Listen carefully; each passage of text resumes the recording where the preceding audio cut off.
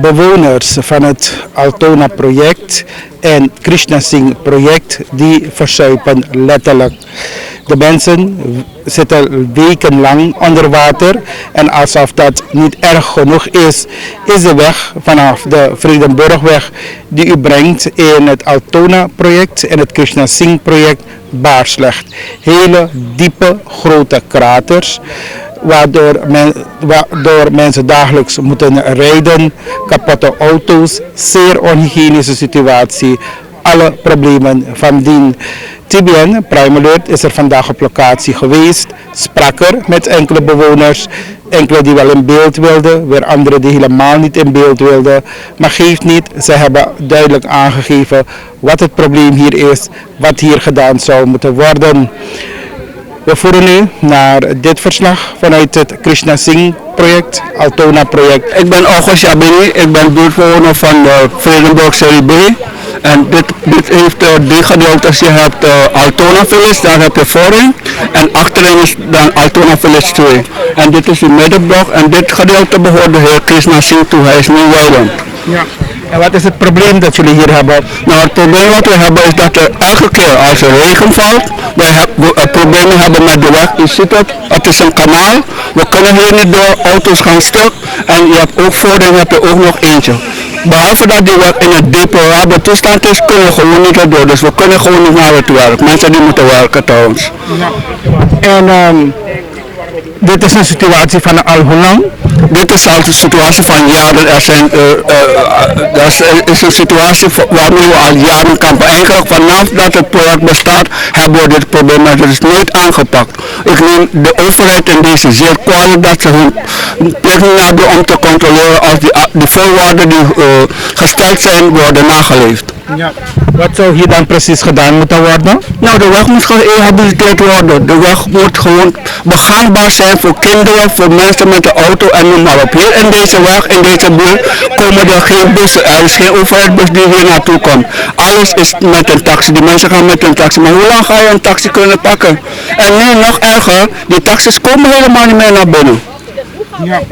Maar dat probleem van wateroverlast, dat hebben jullie al ook vanaf het begin. Dus het feit dat de weg heel slecht is, zie ik dat het project hier ook heel veel water heeft. Blijft het water lang hier liggen? Ja, het blijft lang liggen. U ziet het heeft een tijdje, is het een paar dagen droog gebleven. Maar deze kanalen, deze gedeeltes, die blijven nog onder water. Zelfs in de zijwegen kunnen de mensen niet ver naar binnen, want de zijwegen zijn ook onder water. Dus als je komt, s'avonds, dan zie je de auto's langs de straat staan. Dus we kunnen niet naar binnen. Ja. En nu zijn de mensen drukdoende bezig. Bijna alle buurtbewoners zijn nu op straat. Waarom? Nou, dat is een voorbeeld van buurtparticipatie. Iedereen voelt en begrijpt dat we het samen moeten doen. En je ziet het met een kleine sms-berichtje en de buurt die is gemobiliseerd en we zijn nu hier om te kijken wat we nog kunnen doen voor de weg. Ja. Ik heb begrepen dat jullie vandaag over wilden gaan tot barricade. Dat klopt, maar ook al zouden we dat vandaag doen, ik bedoel vandaag is lockdown zaterdag, het zou weinig effect opleveren. Dus ik denk dat dat nog komt. Ja. Ja. Maar wat zegt de verkavelaar? Nou, de verkavelaar, ik moet zeggen, dit gedeelte is van de heer Krishna Singh en hij is al overleden. Die zoon was al opgepakt en opgesloten wegens malversaties, fraude.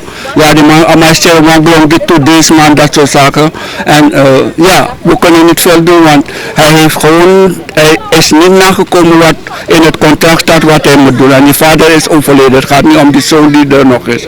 Ik weet nog niet of hij uit de gevangenis is, maar hij is al opgesloten vanwege malversaties. Ja. En hoe lang terug bent u zelf al hier? Ik woon hier al 4-5 jaar hier. En dit gedeelte hadden we al een keertje moeten repareren. Dit gedeelte is een probleem. Weet u wat het probleem is? Als ik het goed heb, zit hier een kanaal. Dus het water komt van zuid naar noord en van noord naar zuid. Het is heel moeilijk om aan te pakken. Je moet echt specialistisch naar wordt gekeken. Ja. Waarom ik de vraag stelde hoe lang u al hier woont. Wat was door de verkavelaar beloofd aan jullie als kopers? De wegen zouden aangepakt worden, we zouden nette wegen krijgen, licht en water en alles zou geregeld worden. Maar dat is tot de dag van vandaag. Vele mensen hebben er nog steeds last van. Of als je hier woont moet je een hydrofoon aanschaffen. Zo laag is die druk. Ja. En het is nu toch wel druk bewoond hier, veel mensen. Ja, het is heel druk bewoond. Ik heb begrepen dat er nu op dit ogenblik 6000 mensen hier woont. En dat is, u ziet het exemplaar, dat een paar honderden woningen. Achterin heb je een paar duizenden woningen. En dat middenblok, dat is van meneer Krisnasini, heb je ook een paar. Dus al die percelen hier zijn verkocht. Dus op een of andere manier is dat geld bij de eigenaar terechtgekomen. Dan moet hij nou die voorziening gaan zetten voor ons. En als dat niet gebeurt, dan vind ik dat de overheid hierin moet optreden en de verkavelaar dwingen om de voorzieningen te treffen die beloofd zijn. Doet hij dat niet of hij laat zich failliet verklaren, nou dan moet je gewoon de mensen eigendommen verkopen, zo simpel is dat. Ja. Dus wat zijn de zaken die hier op het project van Krishna Singh, te Vredenburg Serie B, aangepakt zouden moeten worden? We hebben problemen met de weg. U ziet dat hoe moeilijk het is om naar binnen te komen. En dit hebben we elk jaar weer als het regent. Als het niet regent komt er een dozer of een grader die de weg komt egaliseren. Maar ze komen geen zand brengen. Ze komen alleen maar egaliseren. En als het regent gaat al het zand weer in de goot terecht. Dus hier wordt maar lager en lager en lager. En natuurlijk, meneer Krishna Singh heeft beloofd dat die wegen, de binnenwegen aangepakt zouden worden of ophalen van de trends en loodsen. Het is nooit gebeurd. Vanaf ik hier woon, 4-5 jaar geleden, is het nooit bij mij voor de deur komen schoonmaken. Wij doen dat daar zelf. Op zich is het geen probleem, maar de binnenwegen zelf zijn onbegaanbaar. Wat hebben de percelen hier gekost? Nou, het zijn verschillende prijzen. Ze waren eerst 6000, nee ik dacht 3000 euro, toen 6000 euro, 8000 en zo schommelt het maar het zit daar tussen de en de 8000 euro per persoon. Lekker wonen hier. Het is heerlijk wonen, alleen we hebben problemen met de infrastructuur. De infrastructuur geeft ons problemen. U ziet, er komen al winkels. We hebben geen sportveld, ook dat was beloofd. En er komen al winkels, scholen waarschijnlijk ook. Maar er komt geen openbaar vervoer. Dus we zijn aangewezen, of de mensen zijn aangewezen op taxis. En tegenwoordig komen die taxis helemaal niet meer naar binnen. Ja. Maar ik zie jullie hebben zand, dat hebben jullie zelf verkocht?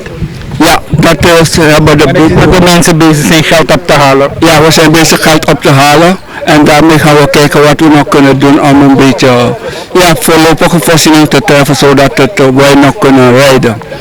Maar zouden jullie dat moeten doen? Nee, natuurlijk niet. Maar ja, we zijn nu in een moeilijke situatie. De eigenaar, de verkavelaar, die is er niet meer. Het is niet overgedragen aan OW. Dus we zitten gewoon met problemen, een heleboel problemen. We kunnen niks doen. Dus we moeten het hebben van de mensen die een bijdrage willen leveren om te kijken wat er gedaan kan worden. Ja. Toen we naar jullie reden, zagen we de directeur van Sourcewaan wegrijden. Waarvoor was hij hier? Hij is pas te komen nemen, hij heeft een paar toezeggingen gedaan. Dat hij zal kijken om grind en zand te brengen, om te kijken waar we eventueel kunnen repareren om te kunnen rijden. Wanneer krijgen jullie dat? Hij heeft het vandaag druk, zegt hij, dus het zou vandaag uiterlijk maandag moeten zijn. Die hoor die je daar ziet, het staat in die goot. Het zand is gespoeld vanuit de weg. De goot is dichtgeslipt. En dat zorgt mede dat het water niet Het wegstroomt. water dus dan niet verder stroomt. Het blijft maar op de weg zitten. Maar het is niet dat alleen, er zijn geen dwarskokers die dat water van de ene kant naar de andere kant kan toevoeren. Dus we hebben al met de DC ook in contact gemaakt. Die zeiden van dat ze lang zullen komen, maar nooit wat van hun gehoord. Sinds februari heb ik een afspraak met hun, maar tot nu toe heb ik er geen gehoor van gekregen. Wat betreft van de DR, die was ook gisteren met ons hier. de mensen van OW ook. En we hebben ook niets van hun vernomen van wat er verder kan gedaan worden. Ik heb ze aanwijzingen gegeven. Kijk, er is een achterkanaal daar, die moet overgegraven worden. Voorin daar is er een dwarskoker, die moet opengegooid worden. Maar ze hebben me gezegd van dat ze pas komende week wat stappen kunnen nemen. Dit is de hoofdweg dus? Dit is de hoofdweg. Wat men ook moet checken, Wanica ziekenhuis is in het westen van ons. Hoe zit het met afwatering van Wanica ziekenhuis? Dat water komt van die kant uit via een swamp naar het project. 4 jaar terug hadden we een probleem, het is opgelost. Het ziekenhuis is nu ongeveer al een jaar of langer dan een jaar in gebruik. Die meneer heeft achter het ziekenhuis die kanalen opgehaald en dat water begint naar hier te stromen. Dus men moet ook gaan kijken, waar stroomt dat water van Wanica ziekenhuis naartoe? Hoe zit het met hun draineringssysteem? Komt dat veel water van daar naar hier? De Waterhuishouding van het gebied hier moet nagekeken worden. Want dat hadden we 4 jaar terug niet toen we het hebben opgelost. En nu hebben we hem weer. Dat klopt er iets niet toe. Ik zie dat jullie als buurtbewoners toch wel zelf bezig zijn naar oplossingsmodellen te zoeken. Ja, dat klopt. Omdat wij elke keer contact maken met de DC, met de RR, met de DR. Maar er komt geen oplossing daartegen. Het enige wat we horen van we gaan er werk van maken. Verder niks meer. En de erven hier? Zo, als u even naar voren daar gaat, dan ziet u die straat waarin ik zelf blijf, is helemaal onder water. Dus ik moet ook een... Hoeveel dagen? Zo, het is al bijkans een maand al dat ik onder water daar zit in dit weg. U bent bewoner van hier? Ja, ik ben bewoner van hier. Hoe lang al? We hebben het huis gekocht 3 jaar geleden. Maar het grootste probleem is ja passie. En er wordt niks gedaan. Het probleem is nu dat iemand bij Isani. Iemand bij Isani. En als koper, wat was er niet beloofd? Dat de weg geasfalteerd zou worden. De wegen zouden verhard worden. Maar nu helemaal niks. En het grootste probleem is dat dat iemand gaat brokken toe. Ja, toe gaat toe aan. Ja, dat hoor ik van ook de andere bewoners die al kapotte auto's thuis in hun garage hebben. Of anderen die voorin moeten parkeren om dan weer te voet naar binnen te komen. Ja, mensen die hier in de straat wonen, hè, die kunnen geen gasbom halen. Omdat ze met hun gasfles kilometers moeten afleggen om voor een taxi te pakken. En die taxi staat ze niet meer waar ze moeten komen. Dan moeten ze met een volle 40 lips gasbom. Hoeveel kilometer is dit? Heel ver lopen. Het gaat toch niet? Mensen hebben kleine kinderen. Een van die buurvrouw van me naast. De wagen is helemaal nat van binnen. Het ruikt een uur in de wind. En ja, niemand doet er wat aan. En iedereen schuift de verantwoordelijkheid naar elkaar. Maar zo kan dat toch niet? Want als de verkavelaar of wie dan ook een probleem heeft met de overheid, dan vind ik dat de buurtbewoners geen last van mogen krijgen. Ja toch? Want er moet een oplossing voor die mensen zijn, want die mensen moeten werken, die mensen moeten leven. En de leefbaarheid, dat is echt zo. Je ziet het zelf. Met alle gevolgen van die, kijk, die vuil wordt niet opgehaald. Omdat de weg slecht is. Vuil wordt niet opgehaald. Je kan al hoeveel dagen al? Ik denk zeker vanaf de grote regentijd. Je kan in de hele straat kijken, overal zie je vuilzakken. Dus de vuilniswagen durft ook niet te komen. Maar ik begrijp het, want ze lopen vast.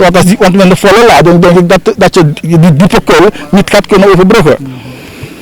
En ik hoop echt dat met deze actie, kijk, die mensen willen zelfs, vanmorgen wat ik had gehoord, die weg naar het ziekenhuis barricaderen.